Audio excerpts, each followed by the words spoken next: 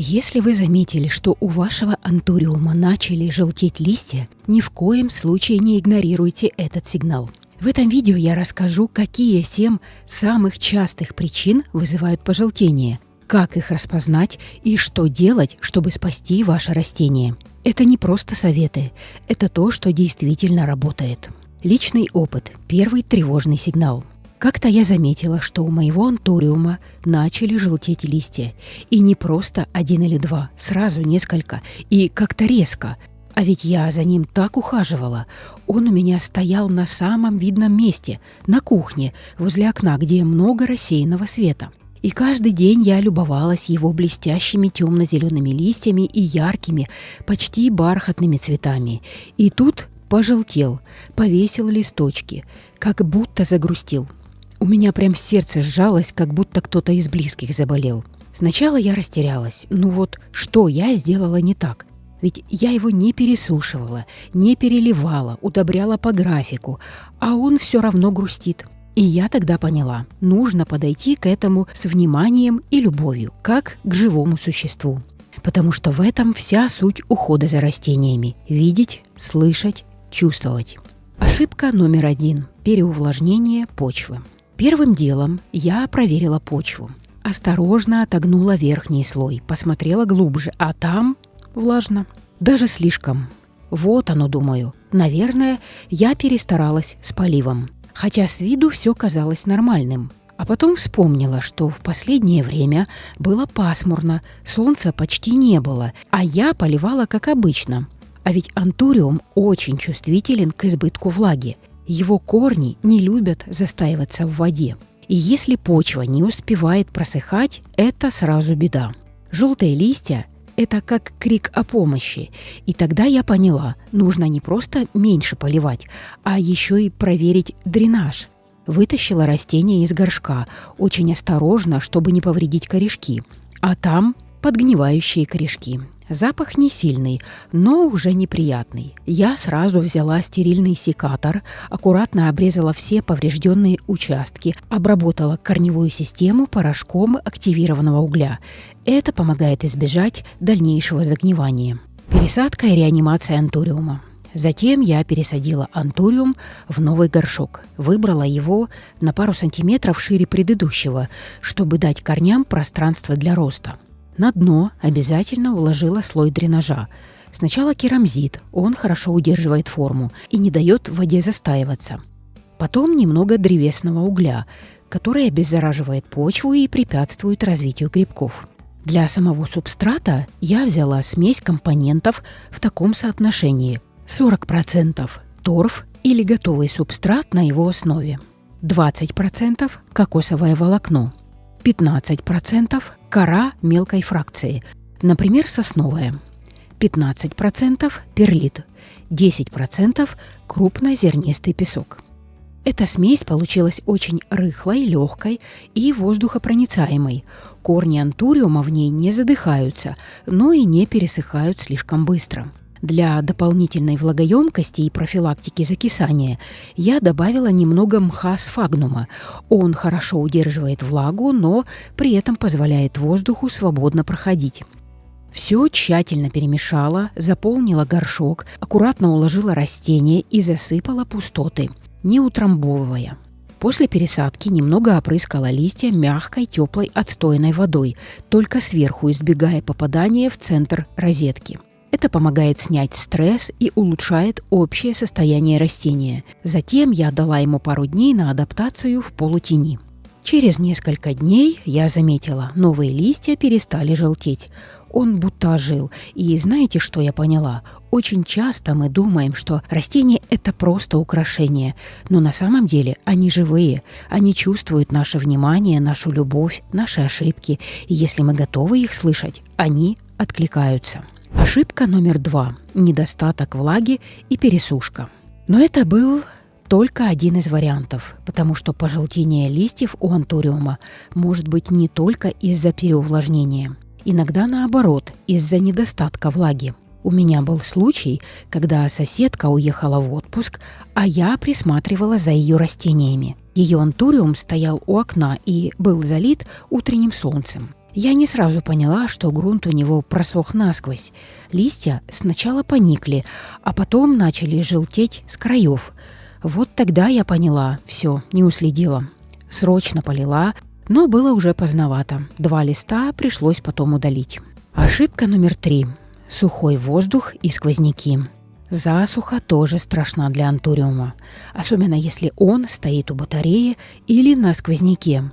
Вот что я заметила. Если воздух в комнате слишком сухой, особенно зимой, у антуриума начинают сохнуть и желтеть кончики листьев. Поэтому я всегда держу рядом с ним увлажнитель воздуха. Иногда, если нет такого прибора, просто ставлю рядом миску с водой. Иногда даже опрыскиваю листву теплой отстойной водой. Но тут важно не переборщить. Вода не должна попадать в центр розетки, иначе начнется гниение. Ошибка номер 4. Неправильное освещение. А еще причина может быть в освещении. Однажды я решила сделать перестановку в комнате и поставила антуриум на новое место, чуть глубже в комнату, подальше от окна. Там было уютно, спокойно и вроде бы света хватало, особенно днем. Но это было мое заблуждение. Через пару недель я заметила, что листья начали желтеть, особенно те, что были ближе к основанию. Не сразу поняла, в чем дело. Полив, подкормка, все как обычно. Но потом дошло, в новом месте ему не хватало света для нормального фотосинтеза. А без света ни один антуриум не справится. Без достаточного освещения листья начинают терять хлорофилл, зеленый пигмент, отвечающий за питание растения. В результате листья сначала становятся бледными, а потом желтыми и вялыми. Это как если бы человек не получал пищи, организм начинает сдаваться. Я сразу переставила антуриум обратно ближе к окну, но при этом следила, чтобы на него не попадали прямые солнечные лучи, они тоже могут обжечь. Самое подходящее место для него оказалось в рассеянном свете, в легкой полутени. Уже через неделю растение стало заметно оживать. Появились новые зеленые листочки, плотные, блестящие, и, самое главное, больше не было признаков пожелтения. С тех пор я поняла, освещение – один из ключевых факторов здоровья антуриума. Даже небольшой сдвиг в сторону тени может отразиться на его состоянии. Следующая ошибка – нехватка питания или избыток удобрений. Есть еще одна причина – нехватка питания. Антуриум, как и любое другое растение, нуждается в подпитке, особенно в период активного роста с весны до осени. Если его долго не удобрять, он начинает экономить ресурсы. В первую очередь сбрасывает нижние стареющие листья. Они становятся тусклыми, начинают желтеть от краев, затем вянут и засыхают. Это вполне логично, ведь растение не получает нужных микро- и макроэлементов, чтобы поддерживать нормальную жизнедеятельность. Я раньше думала, что раз антуриум растет, значит все хорошо, но, как оказалось, рост – это не всегда признак здоровья. Он может расти и при дефиците, просто истощая себя. Сейчас я подкармливаю его регулярно, каждые 2-3 недели. Использую специальное удобрение для цветущих растений, обязательно с комплексов микроэлементов – железо, магний, цинк, бор. Из тех, что мне особенно подошли, удобрения от Пакон для антуриумов и других ароидных, Бонафорте для декоративно цветущих, оно с мягким составом и сбалансированным НПК, а также удобрение Этисса с микроэлементами в хелатной форме. Оно хорошо усваивается даже ослабленными растениями. Еще иногда использую органоминеральное удобрение от Фаска. У него мягкое действие и приятный эффект на листву.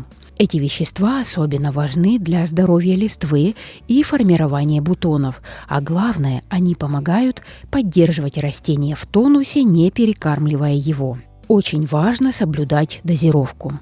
Я один раз решила добавить немного на глаз и получила ожог корневой системы. Листья начали чернеть по краям, и растение остановилось в росте почти на месяц. С тех пор все строго по инструкции. Иногда дозу уменьшаю даже на треть от рекомендованной, особенно если растение ослаблено. Лучше меньше, но регулярно. Антуриум не любит резких изменений и благодарно откликается на стабильную, мягкую заботу.